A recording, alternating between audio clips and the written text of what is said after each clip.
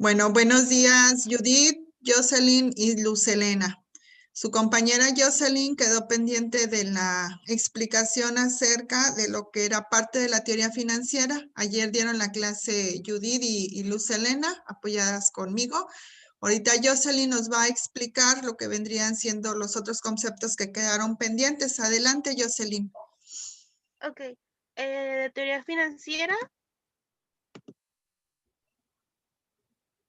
me tocaron el primer tema es estado financiero básico. El estado financiero básico es un conjunto de distintos documentos que se preparan en una empresa para tener un ejercicio, en el ejercicio contable de la empresa, para así tener en resultado de ver todo lo que es los movimientos que se han hecho en la empresa en un determinado tiempo.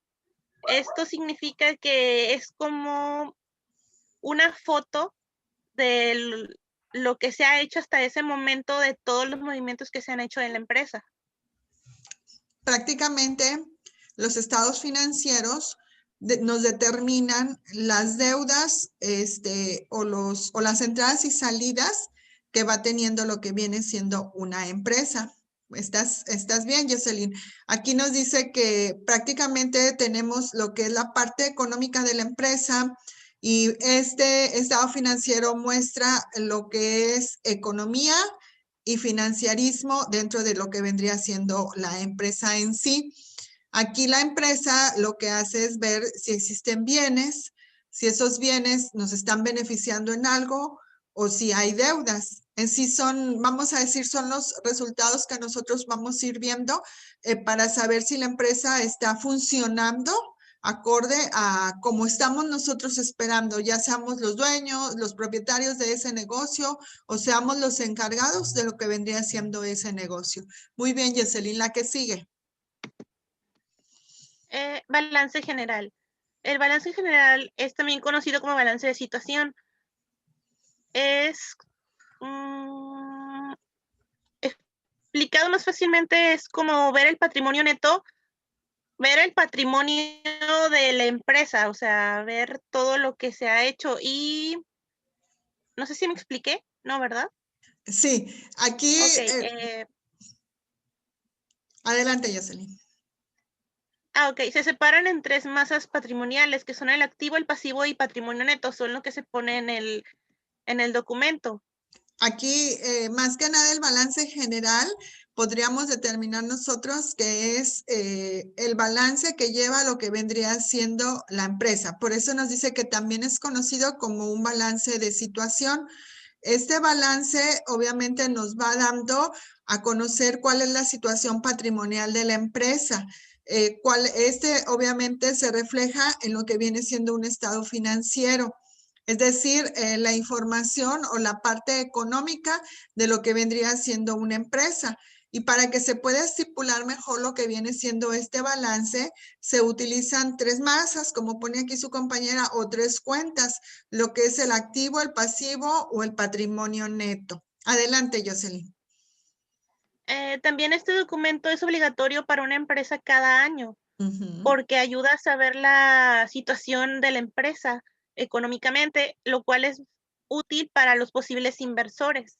Y Así es. también es útil para los que ya están invirtiendo en la empresa, darse cuenta para que ellos sepan cómo va la empresa económicamente. Así es, a través de este balance se dan cuenta ellos por decir lo que entró, lo que salió y lo que tenemos como una ganancia, nuestra utilidad o en este caso le podríamos llamar también nuestra pérdida, porque en una empresa puede haber pérdidas. Aquí hay ver el activo, el pasivo y el patrimonio, que son, ya dijimos, las tres cuentas que se toman en cuenta para este documento. En el Ok, activo, ya sigo. sí, en el activo prácticamente En el es, activo se ven, es lo que se tiene, lo que se puede mover. El pasivo son lo que se debe, mejor explicado, y el patrimonio es lo que se tiene, así es. que son como los aportes sociales, las reservas, la utilidad del ejercicio, total del patrimonio y al final el total pasivo y patrimonio. Ah, ok, adelante. Estado de resultados. El estado de resultados también se le llama cuenta de resultados o cuenta de pérdidas y ganancias, porque en él se recogen la información de los gastos, de los ingresos de la empresa. Y su forma básica en la que podemos reducir, o sea, para calcularla, se usa la fórmula de ingresos menos gastos igual a beneficio neto. También aquí, también tenemos un ejemplo. Es básicamente un documento donde se ponen los ingresos a lo que entra a la empresa, los gastos de la empresa para tener como resultado qué es lo que se tiene de capital.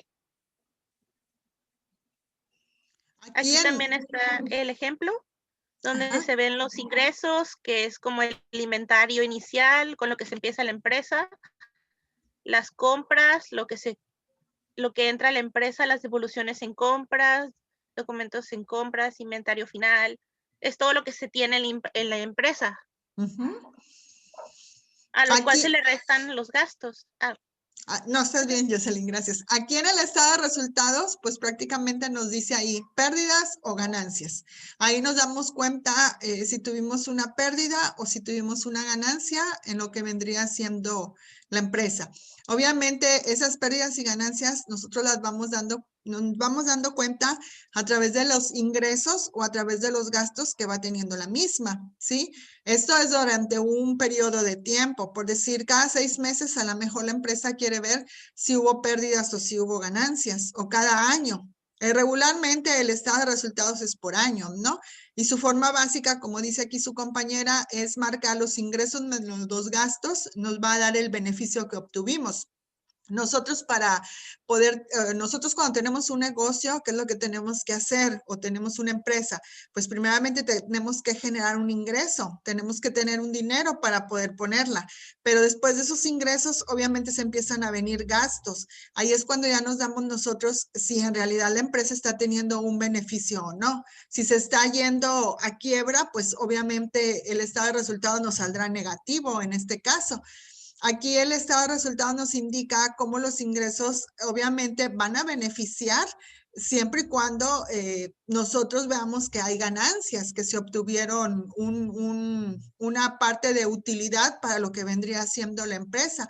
En caso contrario, pues podríamos decir que hubo prácticamente lo que se le conoce como el recorte de lo que vendría siendo nuestro capital o el recorte de lo que vendrían siendo nuestros gastos. ¿Por qué? Porque no hubo un ahorro, porque a lo mejor no hubo las ventas necesarias. Entonces, este estado de resultados, podríamos decirlo, se puede a lo mejor obtener por mes, se puede obtener cada 2 meses, cada 6 meses, pero la idea es que este estado de resultados se vea a final de año para ver qué utilidad fue la que tuvo la empresa al año. Adelante, Jocelyn. Aquí también hay otro ejemplo donde se ve básicamente lo mismo, que serían... Mica. Perdón, disculpe. Disculpe, es que mis perritos...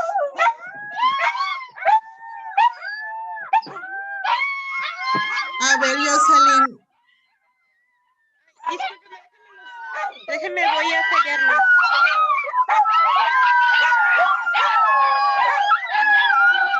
Jocelyn, ponga su micrófono en silencio mientras.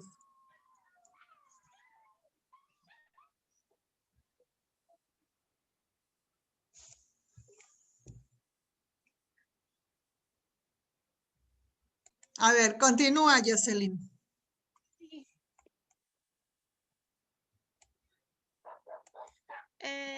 El estado de resultados. Ese ya. Okay. Estábamos viendo que pusiste este ejemplo de almacén la Castellana. Sí, el segundo ejemplo donde se ven las ventas, que serían los ingresos de lo que se ha vendido, donde se ven el inventario inicial como en el pasado, Ujú. las compras, las mercancías disponibles de la venta, o sea, lo que se tiene para vender, y el inventario final. También el Ujú. costo de mercancía vendida, utilidad bruta, la utilidad operacional y la utilidad neta operacional. Ese Aquí, sería el segundo ejemplo.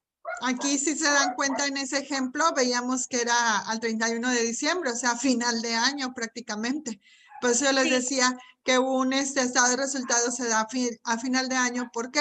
Porque ahí nos damos cuenta nosotros cuál es la utilidad neta operacional que obtuvimos a final de año para la empresa. Ujú. Ok, Jocelyn, adelante. eh, el estado financiero complementario. El estado financiero complementario son estados financieros, todos los que complementan el estado financiero básico se derivan de ellos, de los que ya vimos. Ujú. Nos sirven para ver la situación financiera de una empresa, pero de una forma más, viendo una sola parte del documento, por ejemplo. Los más conocidos que son el estado de flujo, el estado de fondos.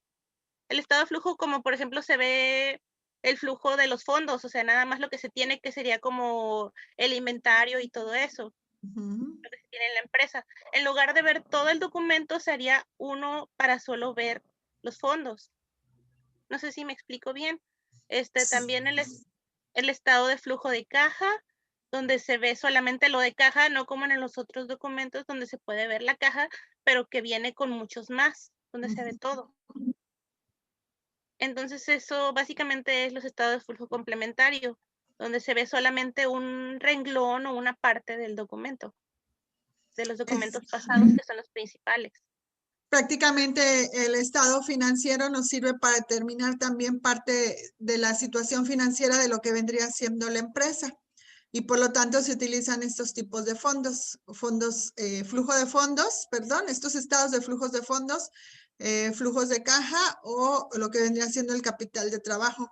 El capital, pues que prácticamente es lo que nosotros invertimos. ¿Para qué? Para que se vaya moviendo dentro de lo que viene siendo prácticamente la empresa. Ujú. ¿Alguna duda hasta aquí, Judith o Luz Helena? No, ninguna. ¿Sí le han entendido? No, ninguna. Ok, gracias. Continúa, Jocelyn.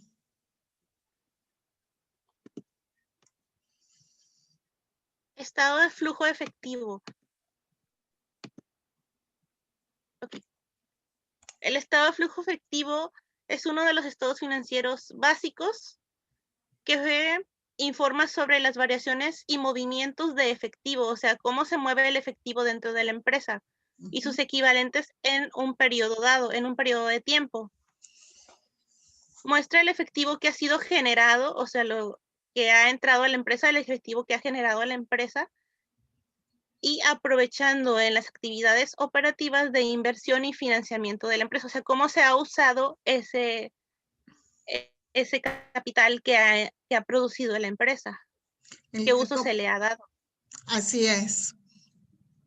Y aquí tenemos dos ejemplos de estado de flujo, donde se ve el nombre de la empresa, el periodo de tiempo que va a tomar en cuenta el documento. También el flujo de efectivo sobre actividades de operación, Y que vienen es sus cuentas. Y ya vienen sus si cuentas vienen las con el cuentas, flujo de efectivo sobre actividades de operaciones. Ajá. Al igual que con las actividades de sí, inversiones. Ujú. sí, donde se ve en rojo en azul lo que se produjo y en rojo lo que se hizo con ese dinero, o sea, lo que se gastó, que Ok. pudo ser como, por ejemplo, para comprar recursos de capital, para cuentas por cobrar, para pagar, para adquisición de negocios, o sea, de alguna inversión que haya hecho a la empresa para crecer o cosas así. Ujú. También el otro ejemplo tiene efectivo generado por las actividades de operación, o sea, lo mismo de lo que genera la empresa, lo que ha generado, y también el total de efectivo generado por las operaciones. Al final se ve el total de todo lo que se ha generado. También el efectivo utilizado por las actividades de inversión, o sea, por actividades de inversión como venta de activo fijo, compra de maquinaria, compra de material y cosas de ese tipo. Ajá. Y efectivo proporcionado por las actividades de financiación, que sería el resultado de esas inversiones. Aquí, así sí lo podemos ver, el estado de flujo de efectivo, vemos que el efectivo generado por las actividades de operación viene siendo lo que nosotros ingresamos, lo que vendría siendo parte del capital de lo que sería la empresa, o lo que nosotros dimos como recaudado. ¿Para qué? Para hacer diferentes tipos de gastos de administración, para pago de impuestos, etcétera, ¿sí? La actividad de inversión es ese capital que nosotros a lo mejor ya ingresamos, ¿qué es lo que va a pasar? Lo vamos a invertir. ¿Y en qué lo vamos a invertir? Pues a lo mejor en venta de equipo de maquinaria, compra de maquinaria que nosotros hacemos. ¿Por qué? Porque es necesario para lo que viene siendo la empresa. Y el que es por actividad de financiación, es prácticamente cuando nosotros pedimos un financiamiento, vamos a decirlo, a un banco, ¿no? Cuando pedimos financiación por un préstamo bancario o un préstamo a largo plazo, etcétera. Ese financiamiento que nosotros estamos haciendo a lo mejor es para poder hacer todavía un cierto punto de inversión en donde el capital que nosotros teníamos recaudado pues no fue suficiente para poder invertir en maquinaria, ¿sí? Entonces estos tres tipos de efectivos se utilizan dentro de lo que viene siendo este estado de flujo, perdón. Adelante, Jocelyn. Aquí termina ya mi exposición, ya sería el último tema que me tocó investigar. Aquí termina tu exposición. Sí. Ok, muy bien, Jocelyn, gracias. ¿Alguna duda, chicas? ¿Alguna pregunta? No, ninguna. No tienen dudas, no tienen preguntas. Les encargué yo, si quieres ya puedes dejar de compartir, Jocelyn, para meter en la clase mía, por favor. Gracias, Sí, Jocelyn. creo que ya lo quité. Sí, ya, gracias.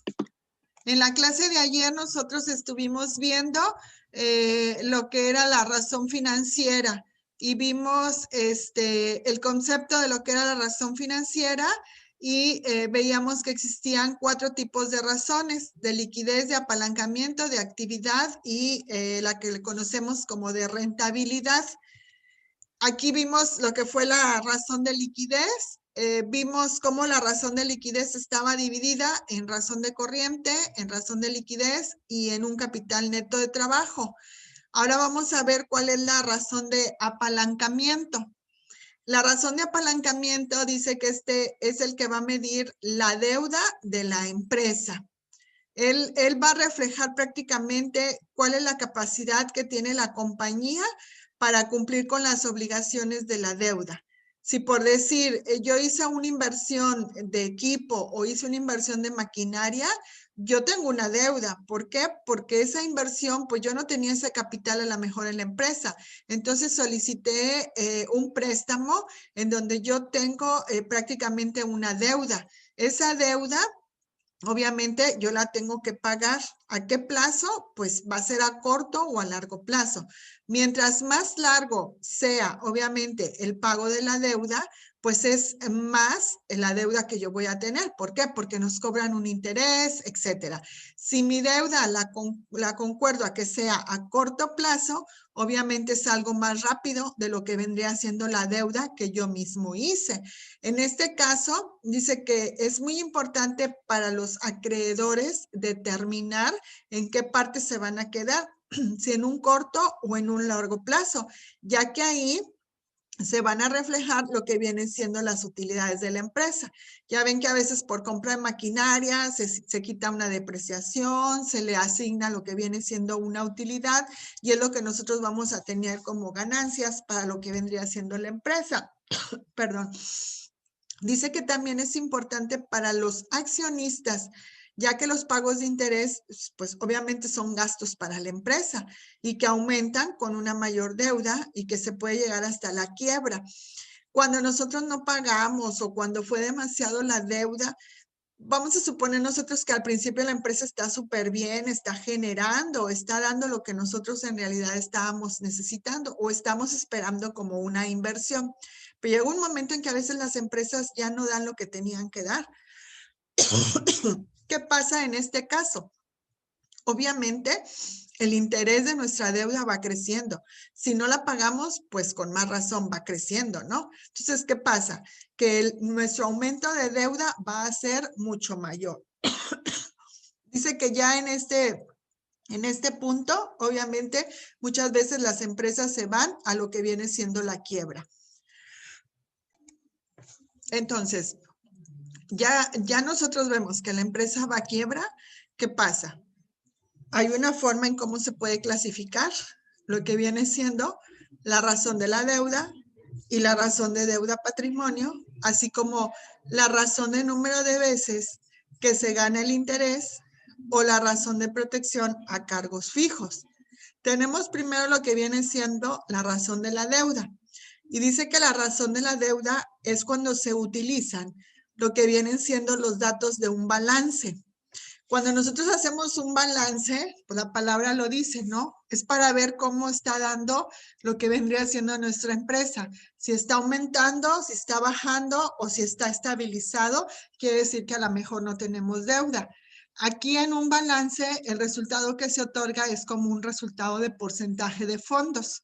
Es decir, la deuda de la empresa con lo que vendría siendo la deuda de cada peso que hay dentro de lo que viene siendo el activo.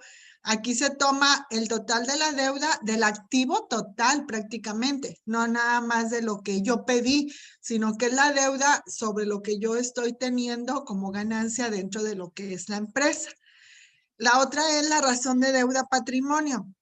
Dice que es igual a la deuda de la empresa, pero aquí dividen lo que vendría siendo el patrimonio, donde la deuda se puede definir como una deuda total, como una deuda a largo plazo o como obligaciones.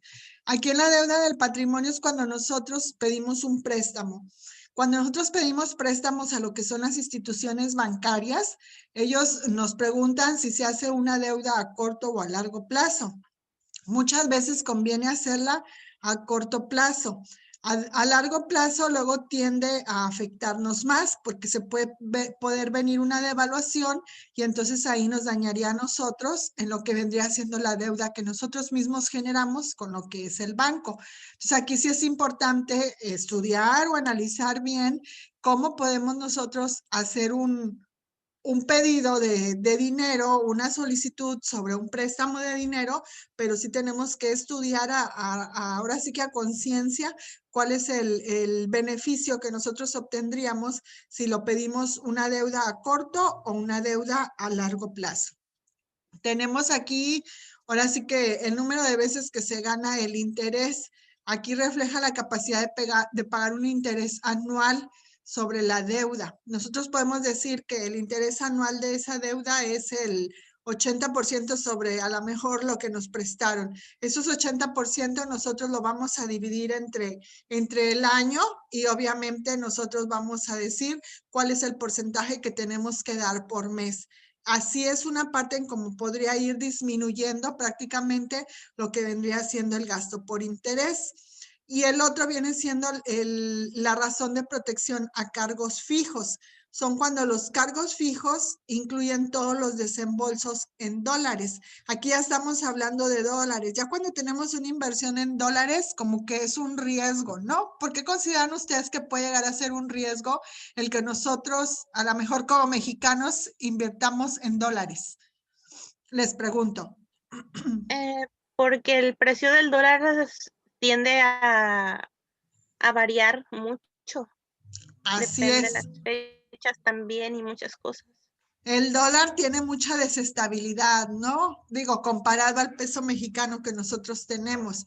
A lo mejor el peso mexicano, pues sí puede llegar a haber devaluaciones, pero no es tan seguido como la variación del aumento o de la disminución de lo que vendría siendo el costo del dólar. Muy bien, Jocelyn. Judith o Luz Helena, ¿por qué considerarían ustedes que no es conveniente hacer una inversión en dólares aparte del concepto que me dio su compañera Jocelyn?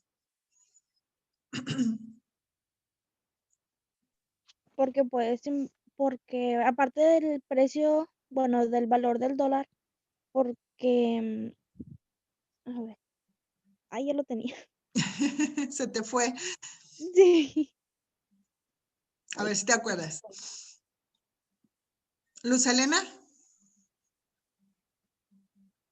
No tenía el mismo concepto que mi compañera Jocelyn. Jocelyn, por la Sí. inestabilidad prácticamente del valor de lo que vendría siendo el dólar para nosotros. El dólar empezó muy bajo, ahorita el dólar ya vale demasiado, entonces pues como que ya no nos convendría a nosotros de un momento determinado hacer una inversión en dólares. Todavía hay muchas empresas que sí lo hacen, ¿verdad? Obviamente lo hacen bajo un riesgo que pues ahora sí que no sabemos nosotros si sales de la deuda o no, porque pues es una inversión muy diferente a que si nosotros la hiciéramos prácticamente en pesos mexicanos.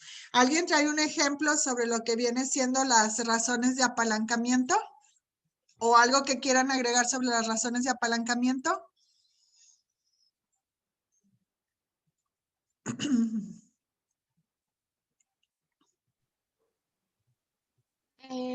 No, Ok.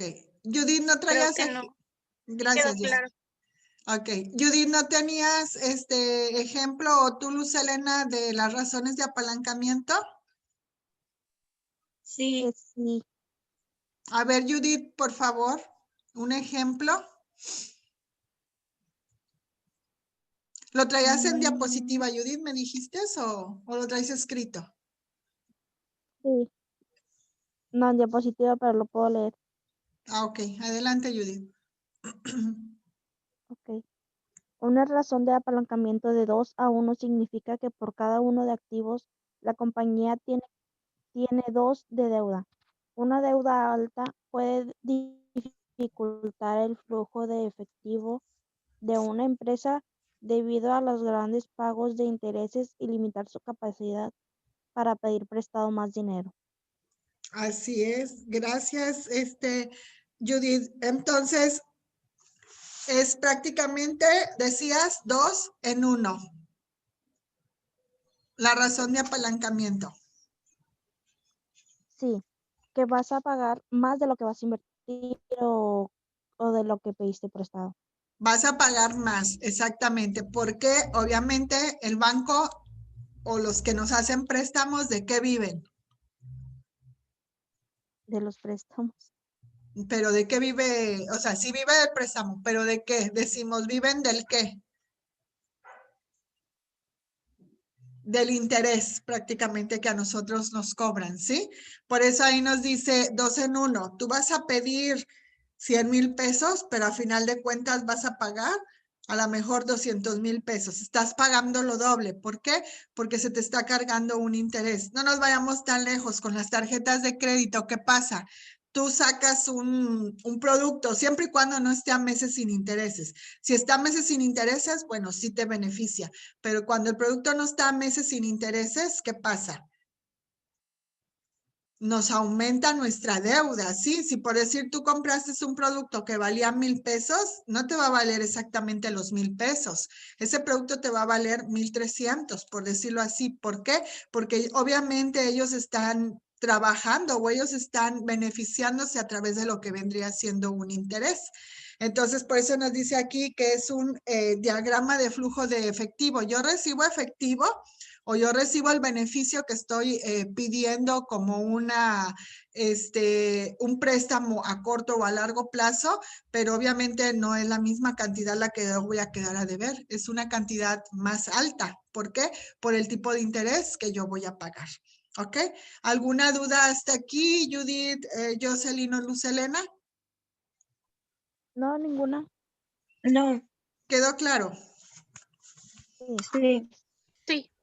Ok, la próxima clase vamos a ver las razones de actividad. Entonces ya tienen ahí ustedes ejemplos sobre lo que son las razones de actividad y las razones de rentabilidad. Ok, entonces para la próxima clase esos dos tipos de razones vamos a ver. Ya tienen ustedes ahí sus ejemplos. Ya los determinaríamos ese día de la clase. Sería yo creo también el próximo martes y el próximo miércoles su clase. Al ratito les subo los videos de la clase de ayer y la de ahorita para que ya los tengan y les mando los links. De todos modos, cualquier actividad se las envío por Classroom. Maestra, Dime, Jocelyn. ¿sí le llegaron mis tareas? Ahorita voy a revisar todo, Jocelyn. A eso voy apenas. Pero cualquier duda yo les aviso. Ok, sí, le envié la de la semana pasada y también la de esta semana. Y no sé si quiera que también le envíe la presentación de PowerPoint para enviársela ahorita. Sí, por favor, me envían lo que tienen Ok. como exposiciones, al igual que Judith y Luz Helena, también las del día de ayer, por favor. Ok, está bien. Bueno, Ok. ya se nos va a acabar el tiempo, entonces los veo el próximo martes y cualquier cosa estamos en contacto por Classroom. Que tengan bonita semana y bonito fin de semana. Lo último que dijo era tarea. Son los ejemplos, Jocelyn, que te comenté ayer que tenían que buscar. Ok, ya se los envié. Ah, bueno, ok, yo lo checo. Nos vemos. Ok, Que estén bien. gracias. Hasta luego.